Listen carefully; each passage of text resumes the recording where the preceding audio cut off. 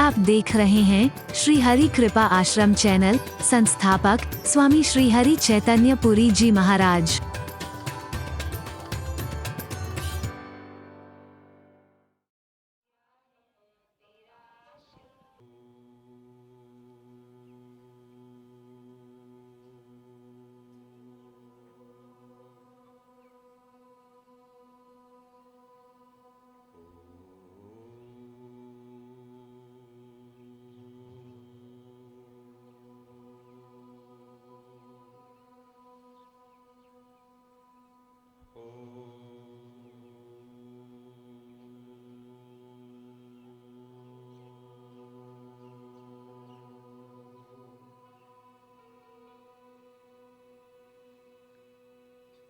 सर्वे भवन्तु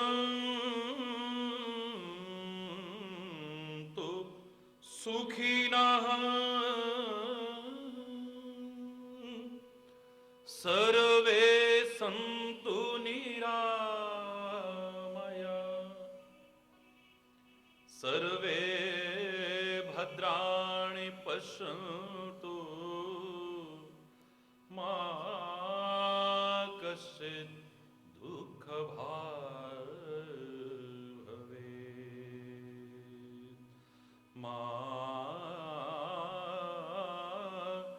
कश्चित् दुःखभाग् भवेत्। ॐ शान्ति शान्ति शान्ति।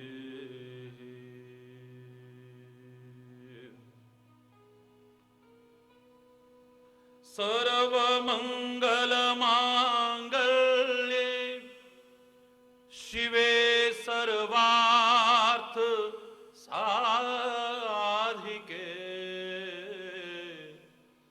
शरण्ये त्र्यम्बके गौरी नारायणी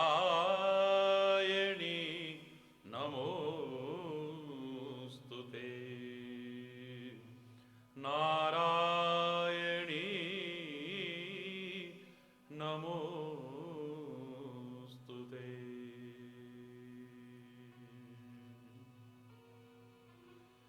चैतन्य शाश्वतं शान्तं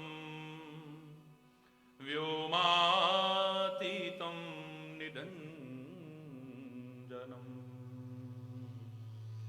नादबिन्दुकलातीतं तस्मै श्रीगुरुवे नमः तस्मै श्रीगुरुवे नमः।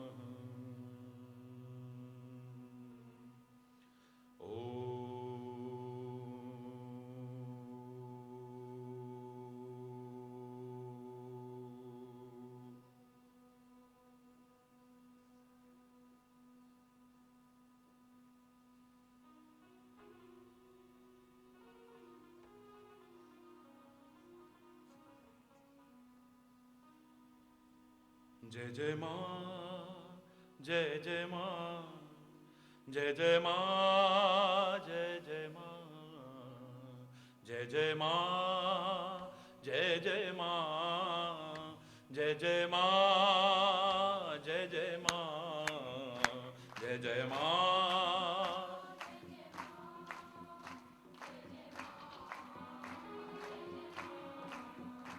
जय जय माँ जय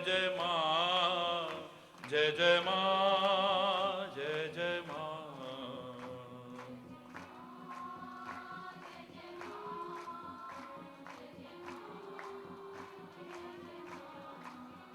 जय जय माँ जय जय माँ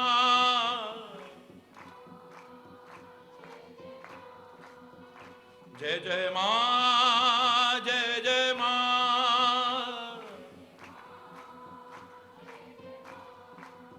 जय जय माँ जय जय माँ